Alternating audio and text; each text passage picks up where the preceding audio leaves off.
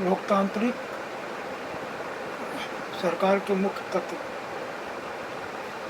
दक्षिण अफ्रीका एक ऐसा देश है जहाँ कई प्रजातियों के लोग रहते हैं, जैसे गोरे, काले और जिनकी त्वचा का रंग सांवला है, जैसे भारतीय। जोहान्सबर्ग में रहने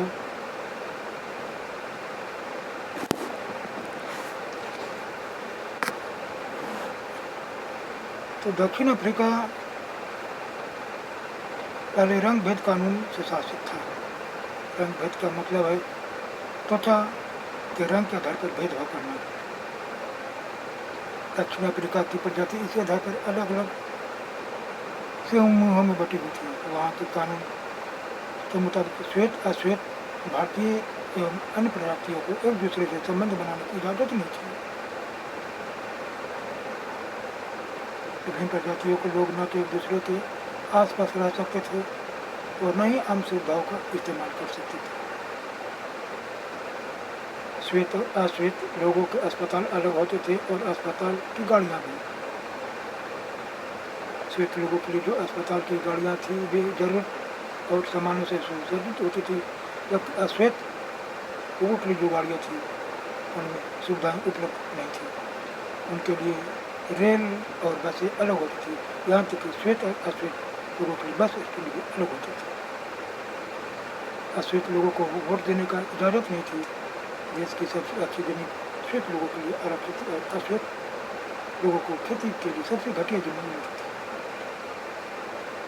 इससे पता करता है कि अश्वेत लोगों एवं भारतीयों को श्वेत लोगों के बराबर नहीं माना जाता था, उनके साथ भेदभाव किया जाता था।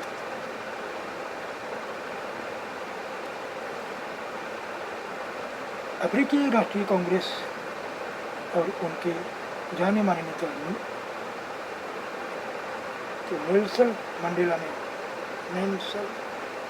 मंडेला ने रंग भेद के खिलाफ बहुत लंबे समय तक संघर्ष किया। अंततः 1994 में उन्हें सफलता मिली और दक्षिण अफ्रीका एक लोकतांत्रिक देश बना। तब से सभी प्रजातियों के लोगों को बराबर माना जाने लगा।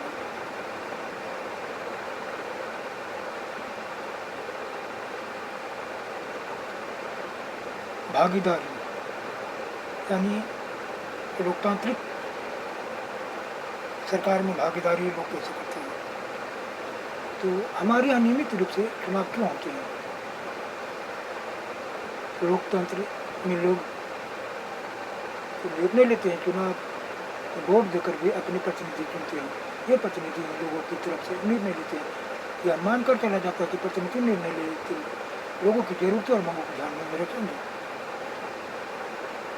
सभी सरकारों को एक निश्चित समय के लिए चुना जाता है। भारत में यह अवधि 5 वर्ष की है।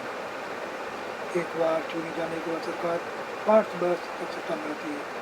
सरकार का फिर से सत्ता में बने रहना तभी संभव है जब लोग उसे बार बार चुने। चुनाव का समय लोगों के लिए वह घड़ी है जब वे लोकतंत्र में अपनी ताकत को महसूस करते हैं। इस तरह से नियमित चुनाव होने से लोगों का सरकार पर नियंत्रण बना रहता है। भागीदारी के और भी तरीके हैं। भागीदारी के अंतिम चुनाव 5 वर्ष में एक बार होते हैं। वोट देने के अलावा लोकतांत्रिक सरकार के निर्णयों और नीतियों में लोगों के भाग लेने के और भी तरीके हैं। लोग सरकार के कार्यों में रुचि लेकर और उसकी आलोचना करके भी अपनी भागीदारी निभाते हैं। कई ऐसे तरीके हैं जिनके द्वारा लोग अपने विचार राय व्यक्त कर सकते हैं और सरकार को यह समझा सकते हैं कि उसे क्या कार्रवाई करनी चाहिए। इस तरीके में धरने, जुलूस, हड़ताल, हस्ताक्षर अभियान आदि शामिल है। इसके जरिए जो बातें गलत हैं और न्याय संगत नहीं है उन्हें सामने लाया जाता है। अखबार, पत्रिकाएं एवं टेलीविजन भी जनता से जुड़े मुद्दों और सरकार की जिम्मेदारी पर चर्चा करने में महत्वपूर्ण भूमिका निभाते हैं। जहाँ यह सच है कि लोगों की भागीदारी का मौका देता है, वहीं यह भी सच है कि सभी वर्ग के लोगों को यह मौका नहीं मिलता है। वो अपनी भागीदारी का एक अन्य तरीका यह भी है कि आंदोलन करे जो सरकार और उसके काम करने के तौर तरीकों को चुनौती दे। दलितों, आदिवासियों, अल्पसंख्यकों को, महिलाओं और अन्य लोगों की भागीदारी अक्सर इन आंदोलन के जरिए ही हो पाती है। अगर देश के लोग सजग और इस बारे में लेते हैं कि देश कैसे चलाया जाता है तो उस देश की सरकार का लोकतांत्रिक स्वरूप और भी मजबूत होता है।